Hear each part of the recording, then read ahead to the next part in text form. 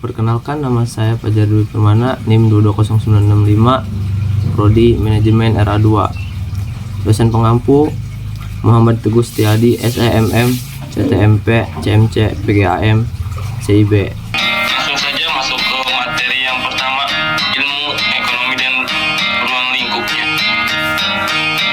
Pengertian ilmu ekonomi menurut Profesor F.A. Samuelson menyatakan ilmu ekonomi adalah suatu studi bagaimana orang-orang dan masyarakat membuat pilihan dengan atau tanpa penggunaan uang, dengan menggunakan sumber daya yang terbatas tetapi dapat dipergunakan dalam berbagai cara untuk menghasilkan berbagai jenis barang dan jasa dan mendistribusikan untuk keperluan konsumsi sekarang dan di masa yang datang pada berbagai orang dan golongan masyarakat. Tingkah laku konsumen. Teori tingkah laku konsumen dapat dibedakan dalam dua macam pendekatan. Pendekatan nilai guna atau yang disebut utility kardinal dan pendekatan nilai guna ordinal dengan analisis kurva pemuasan sama. Tingkah laku seorang konsumen untuk memilih barang-barang yang akan maksimumkan kepuasannya ditunjukkan dengan bantuan kurva kepuasan sama, yaitu kurva yang menggambarkan gabungan barang yang akan memberikan nilai guna kepuasan yang sama. Faktor-faktor produksi. Faktor-faktor produksi yang tersedia dalam perekonomian akan menentukan sampai di mana satu negara dapat menghasilkan barang dan jasa. Faktor produksi yang tersedia dalam perekonomian dibedakan menjadi 4 jenis, yaitu tanah dan sumber daya alam, yang kedua tenaga kerja, yang ketiga modal, dan yang keempat keahlian kewirausahaan. Biaya produksi. Analisis biaya produksi perusahaan dibedakan dalam dua jangka, yaitu yang pertama biaya produksi dalam jangka pendek. Teori produksi menggambarkan tentang hubungan antara tingkat produksi suatu barang dengan jumlah tenaga kerja yang digunakan untuk menghasilkan berbagai tingkat produksi barang tersebut. Yang kedua, biaya produksi dalam jangka panjang. Teori produksi menggambarkan tentang hubungan antara tingkat produksi suatu barang dengan jumlah tenaga kerja digunakan untuk menghasilkan berbagai tingkat produksi barang tersebut. Dengan demikian, dalam analisis faktor-faktor lainnya dianggap tetap. Yang ketiga, biaya peluang. Walaupun biaya peluang yang disebut opportunity terkadang sulit untuk dibedakan,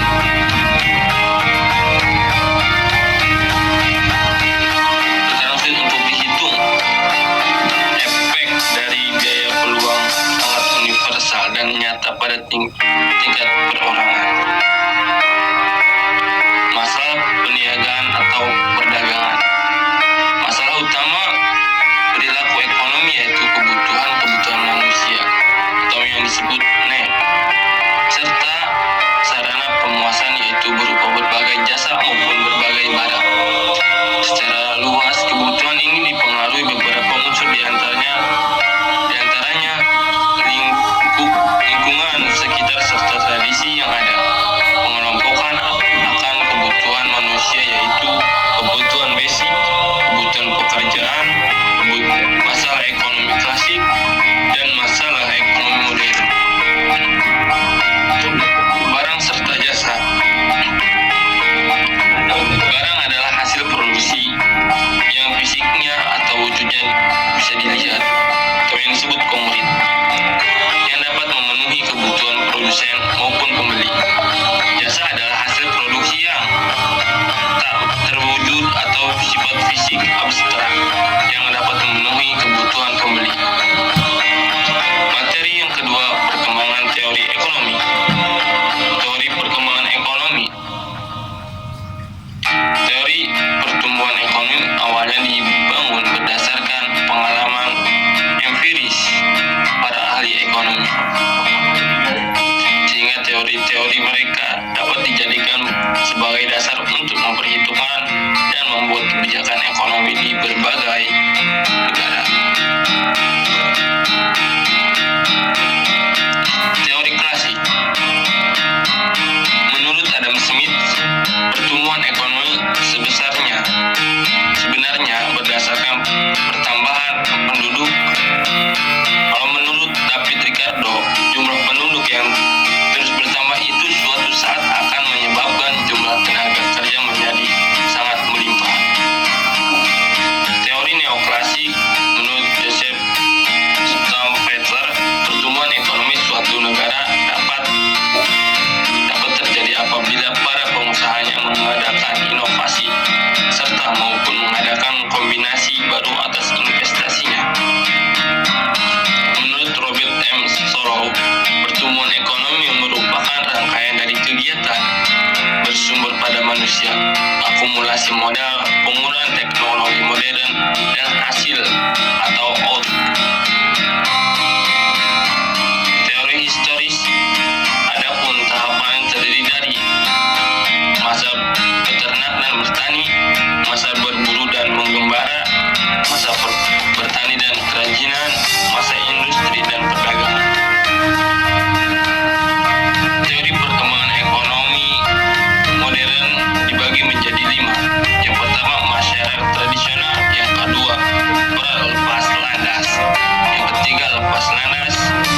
Yang keempat, dorongan menuju kedewasaan. Yang kelima, konsumsi tinggi. Faktor yang mempengaruhi pertumbuhan ekonomi dibagi menjadi 5. Yang pertama, sumber daya manusia. Yang kedua, sumber daya alam.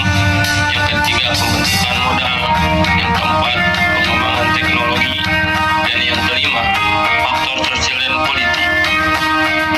Materi yang ketiga, elastisitas permintaan dan penawaran. Teori permintaan dan penawaran. Teori permintaan yang pertama, teori permintaan adalah menerangkan tentang ciri hubungan antara jumlah permintaan dan harga. Yang kedua, teori penawaran adalah penawaran akan terjadi jika penjual dapat menyediakan barang-barang yang diperlukan. Kurva permintaan dan penawaran dibagi menjadi 2, kurva permintaan dan kurva penawaran. Elastisitas permintaan dan penawaran. Pengertian elastisitas permintaan dibagi menjadi 3. Yang pertama, elastis harga permintaan. Yang kedua, jenis elastis permintaan. Yang ketiga, faktor yang mempengaruhi elastisitas permintaan. Materi yang keempat, teori biaya dan penerimaan. Pengertian teori biaya dan penerimaan. Teori biaya adalah suatu cabang ilmu akuntansi yang mempelajari tentang biaya. Teori biaya membahas tentang definisi biaya, klasifikasi biaya, fungsi biaya, dan metode penentuan biaya. Berikut adalah komponen-komponen utama dalam pengertian teori biaya. Yang pertama, biaya tetap. Yang kedua, biaya variabel. Yang ketiga, biaya total. Yang keempat, biaya rata-rata. Yang kelima, biaya marginal. Jenis-jenis teori penerimaan, yaitu jenis teori penerimaan. Yang kedua, teori penerimaan produsen. Tantangan kesempatan teori biaya dan penerimaan dalam konteks global. Dalam konteks global, teori biaya dan penerimaan menghadapi beberapa tantangan. Tantangan tersebut antara lain: yang pertama, diversitas faktor produksi. Yang kedua, perbedaan peraturan dan kebijakan. Yang ketiga, ketidakpastian dalam konteks global. Yang keempat, pasar yang lebih luas. Yang kelima, pemanfaatan sumber daya yang lebih efisien. Dan yang keenam, inovasi. Materi yang kelima adalah teori produksi dan kegiatan perusahaan.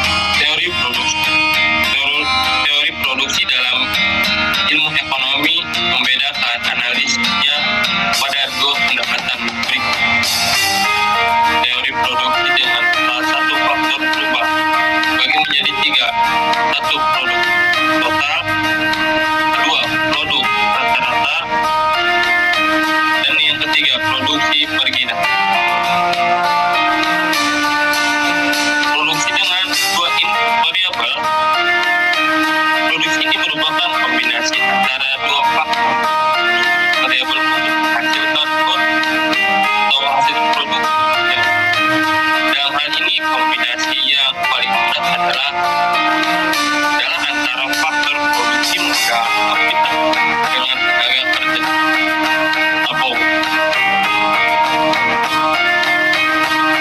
materi yang terakhir seperti yang keenam, teori perilaku ekonomi dan teori biaya.